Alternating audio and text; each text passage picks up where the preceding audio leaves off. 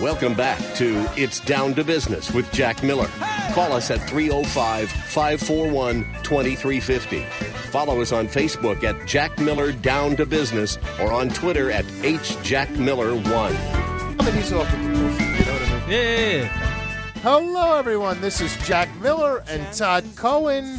We got our girl Wanda back for the day. This is Wanda, amazing. it is so great to have you back. It's going to be longer than a day, fellas. I know. Oh, my goodness. For all Settle down. all of our new listeners, we had a wonderful producer, switchboard operator who beautifully sensed the room and is a valacious, I don't know, sexy, whatever. No, valacious is not. Sexy. What's the word? Okay, I'm hot. That's true. She's hot. She's hot. And I'm cool at the same time. She's very cool. She's very nice. She's back with us. So I'm super excited. I couldn't really go into it. We had Roger on a tight schedule, but welcome back, Wanda. You made my day. It's good to be with you. Yeah, it was great to see you. What a surprise. Yeah, I know. Super excited. Todd, Roger Stone, what a I mean, like I was telling you at break, one thing about him is he is so captivating. Whether it's a book you're reading or whether it's an interview, everything he said, you hang on every word. He tells such a great story. He's unbelievable. He never lets the facts get in the way, and that's what we love about him.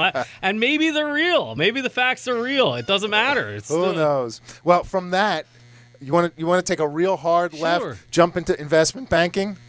I mean, that's a U-turn. That's not a left. That's a U-turn. Okay, but let's do it. But I was telling you before, during the break also, last week we had Susan Bennett, Seriously Susan. Unbelievably positive response. The amount of downloads and hits that the podcast got and the radio show got was in the stratosphere. Did we ever send out that question on Twitter of whether she uses the Siri application or... I did not. I forgot I was supposed to. I'm so curious about that. By the way, the people from I was looking actually last night. I couldn't sleep at the statistics of people who listen to the show. Every country you could ever heard of. Half the countries. I'm going to bring it in next week. You don't even know where any of them are, do I don't know. I'd be embarrassed if you asked them to point on the map. But let's bring on. We have a friend of mine. We're going to bring him on in a minute. His name is Steven Scheinberg. He is a managing partner at Navigator Capital, which I think he's been there for 25 years or so. This guy is a long-established investment banker. And I know it sounds crazy, but a lot of people don't know what investment bankers do. And I want him to crystallize it. And he deals with companies $3 million to $75 million, helps them on mergers, on acquisitions, on financing. So let's bring on Steven. Steven, good afternoon. Hey, how are you, my friend? Very, very good, and I appreciate the kind words. I hope my dad's listening. Well, hello, Steven's dad. Welcome to the show. I hope you're listening too. If not, we will send him a recording of it after. Thank you. I appreciate that. Steve, I appreciate you joining us. We just came off a political interview. Now we're making a U-turn. We're going to talk about investment banking. But maybe first give everyone, because I think the word investment banking, they don't know what people, I think, don't know what it is. And you and I, as a disclosure, work together a little bit. So I know I know what you do, you know what I do. But why don't you tell everyone in just a minute or two what you do, what an investment banker does, like what's your day like? Sure. Well, the best way to illustrate it is to say that investment bankers, analogously to stockbrokers, require a specialized license. I have that license, and I can't sell you one share of IBM off the New York Stock Exchange, but I could do $1 billion public offering or private placement for IBM. Investment bankers are individuals who are trained to provide financial services to corporations, high net worth individuals. And essentially, if you think of anything that a person owns and call it an asset, we really buy assets, sell assets, and finance assets. So if you're a company and you started a food distribution company and you're doing $10 million and you want to sell because you want to retire, an investment banker is the appropriate person to represent you in that sale. By the same token, if you had real estate, an investment banker would help you obtain financing. Sometimes they're called mortgage brokers. But when you work in the commercial arena on large-scale projects, there's very little differentiation between a mortgage broker and an investment banker. They encompass the same skills: research and understanding the project, the market, and then formulating some opinion on how to take those assets and present them to the world. So we do a lot of things that are different than what most people touch, which is buying stock in the stock market or purchasing their home. When you move into the commercial real estate arena and the corporate arena, an investment banker is a good guy to get to know. So let me break it down in my Philadelphia street language. Effectively, I would say that you're a deal maker. And if somebody needs to make a deal, and correct me if I'm wrong, whether they want to buy a business, and I'm talking businesses maybe with revenues, $5 million to $75 million range. Yes, something and the market segmented. When I stop at $75 million, there are typically guys that'll go from $75 million to $250 million, and then $250 to $500, and then there are the guys down that work for Goldman that are, the minimum transaction fee at Goldman, I believe now is $3 million with $1 billion deal. So not everybody can access. So you're some of the larger investment banks. So they need what we would call, in my shop, institutional quality, meaning that we conduct our business on the same format and structure the way Goldman might handle $1 billion transaction. The numbers are smaller, obviously, but we provide the same quality of care and attention to the client's needs and goals in order to be successful. So you're dealing with, if someone wants to buy a business, typically our client is selling a business. That business has revenues of between $3 million and $75 million. They're not always profitable, but they do have some attribute that makes them attractive to another prospective purchaser. For example, I did a transaction recently for a international airline that has both repair facilities and commercial transportation. They're an overseas carrier. And they had a shop in Dallas that made certain structural repairs to airplanes, but they were badly losing money. However, the facility was first class, and you could literally eat off the floor. It had plenty of power, air conditioning. It had so many attributes to it that there were many people who had successful businesses that wanted to acquire that business, not for the customers, but for the infrastructure. And so we were able to complete that transaction and actually deliver more proceeds to the client than they originally expected. So as part of your service, not only in that case do you identify a buyer, you help structure the deal for your client to give them the most potential. That's correct. An investment banker should be providing the leadership on any transaction. They should be running interference for the seller so that people are not just asking them questions, wanting to inspect their factory. There's a very disciplined process. And the truth of the matter is that no matter what the product is that you're selling, the most effective way to get the highest price is to provide some sort of competitive auction. In the same way, you go from car dealer to car dealer saying this is the offer and you whittle them down. By going to buyer, you're able to push the price higher. So our goal in each engagement that we accept is to properly position the seller, his business, to get a sufficient number of buyers, interested buyers, so that we can create some sort of competitive environment and help drive the price. What you do is pretty much exactly what I do, except I focus solely on Commercial real estate. And you focus on businesses. Yep. Yeah. Well, yes, to a certain extent, there are analogies between commercial real estate transactions. But in commercial real estate transactions, typically there's an appraisal. It's an independent third-party valuation. We really don't use those kinds of factors in corporate finance. But you're working. And so what you find is that real estate is really a simpler product to deal with in terms of how many moving parts and what they are. When you get onto the corporate side, you have assets. You have people taking out larger than what would normally be paid for a position. You have goodwill, which is intangible. Yeah, they're not selling. There's a normalization process to the income statement where you try and capture if the owner is paying for his car, you can recapture that. Not everybody gets a car allowance. Those types of things are not as common on the real estate side. And that's why investment banking really requires a corporate finance, economics, business background you're dealing with a lot of financial statements. Yeah, real estate's usually sold on cap rates, businesses EBITDA, things like Sure. that. So, Yes. so Stephen, let me back up. So, if someone wants to sell a business, what's the amount of time? Because I think a lot of people don't realize that there's a lot of things that they should do to prepare. That they'll get a lot more if they prepare a year in advance, 6 months in advance. How long is the amount of time you think someone should approach you or somebody like you to start the process rolling, to start the preparation, to clean up a little bit and, get their house in order? That's an excellent question, Jack, and I'll divide it into two parts. One is the actual sales process and how long that takes, and then you mentioned how far in advance should they consider selling and what should they do to prepare. Two excellent questions. With regard to the process itself, owners and sellers should anticipate 4 to 6 months.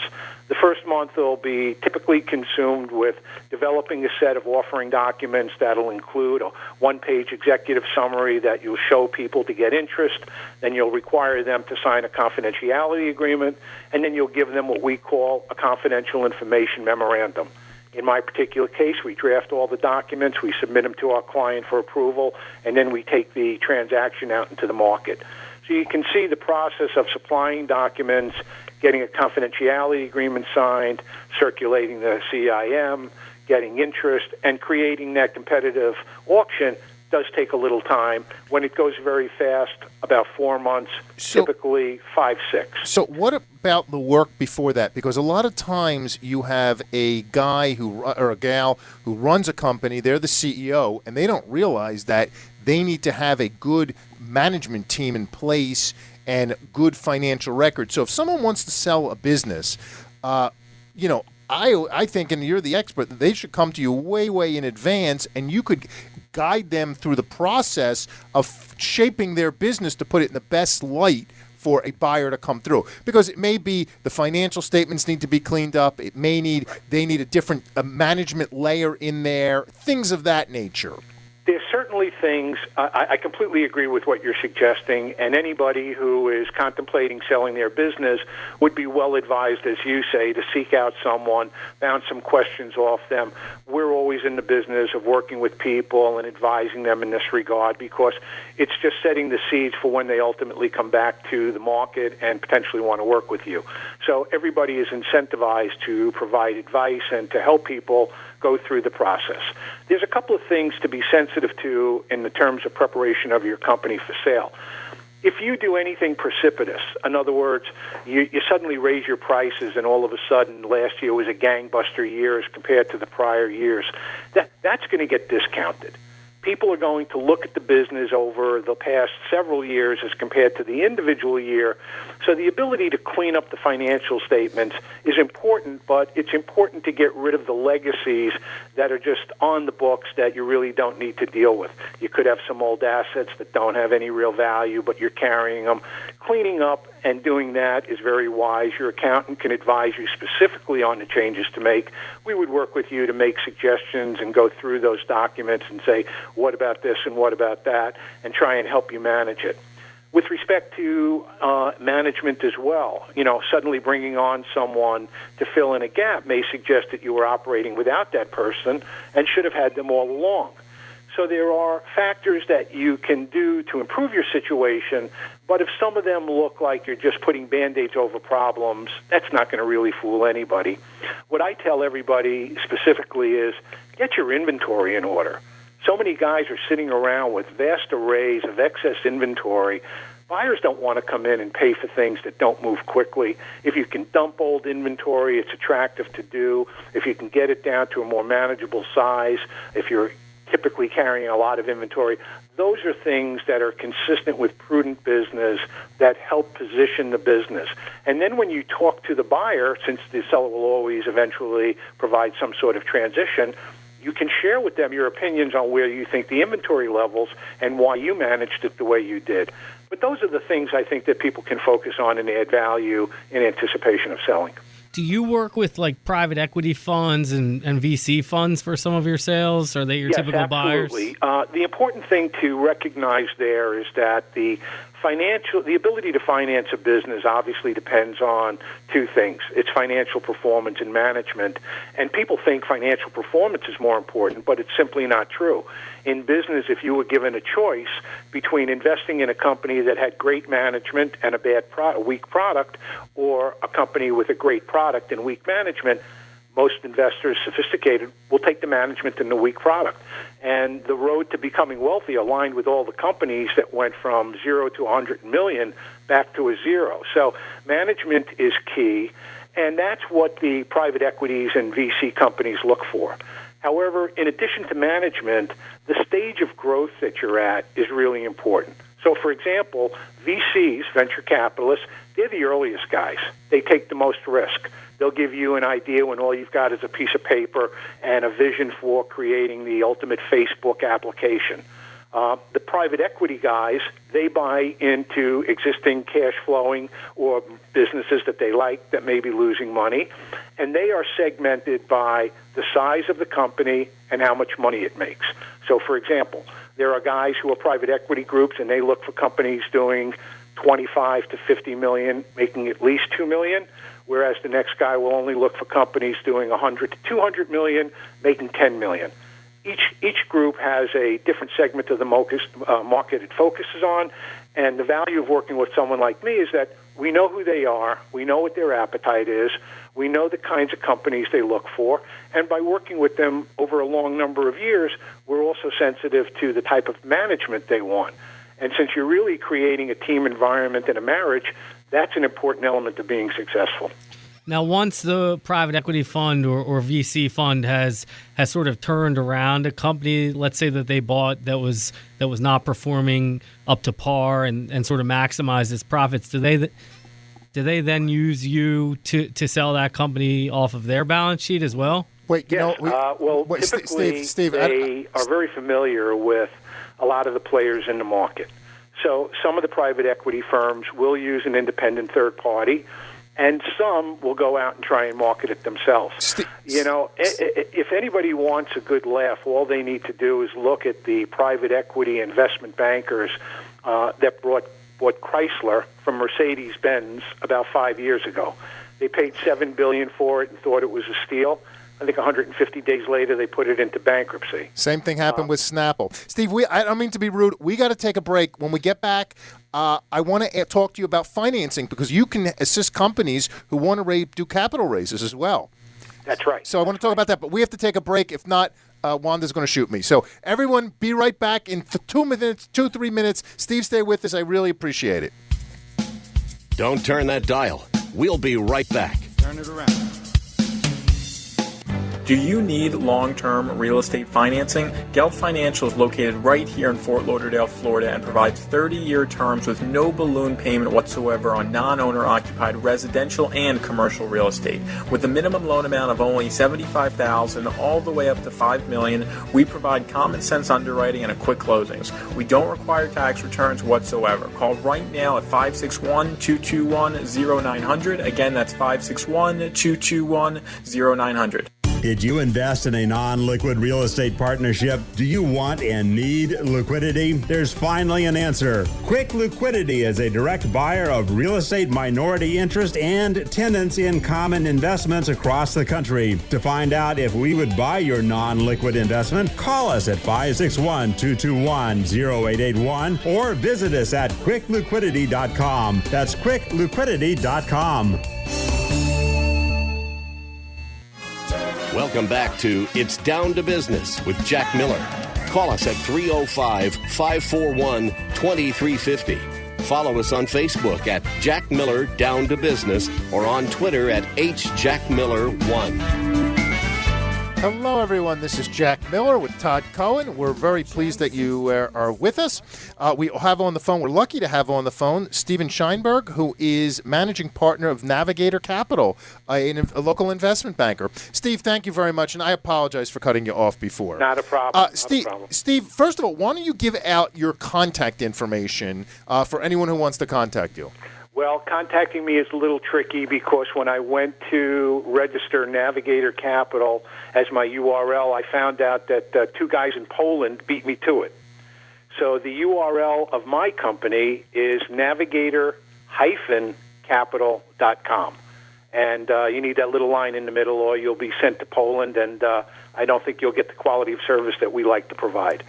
I'm also available at 305-665-3021, and I'm easily available through the Navigator website by using Scheinberg, SCHEINBERG, at navigator-capital.com.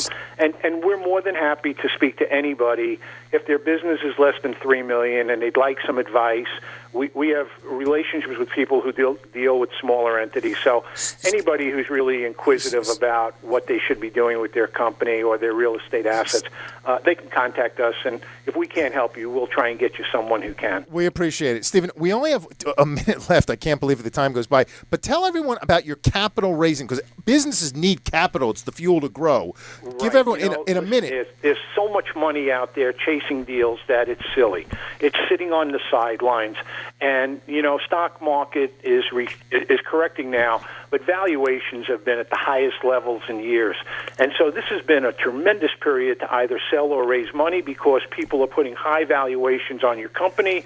And when your company has a high value, the percentage that you have to give up to the investor is less. So and that's attractive. You can help companies who want to raise, I'm going to say, $5 million to $75 million, debt or equity, correct? That is correct. I would say this. When you start talking about raising $75 million in equity, you need a pretty substantial entity. But we are capable of helping mid-market companies identify and bring in growth capital, albeit equity or debt. And we know the right kinds of homes to hook them up with because, as I said, the personalities need to mesh as well. You can do strategic as well as financial. We're going to have you back, and we'll talk about the difference between a strategic investor and a financial investor. One last question. We only have like a minute left. We have a tremendous female audience. Are you single? Absolutely. So let me ask you a question. If any females would like to hook up, I don't want to say hook up, that's a bad word, would like to meet a nice, he's a good-looking guy, middle-aged, Jewish guy who lives in the area, they should contact you as well. Jack, there was a show on like 10 or 12 years ago called Pimp My Ride. Now you're pimping our my guests. investment banker. You're pimping our guests. Stephen, thank you very much. We got to go. Pleasure. I appreciate it. You're the man. Thanks for being with us, my friend. That's great. Thank you for the audience, and I appreciate the referral to the vast array of beautiful women in South Florida. Thank You got it, There's Steve. tons of them. Our phone is already ringing, Steve. Yeah. Take care. There's tons of them. I think we have to go. Wanda, we have to go. We're it.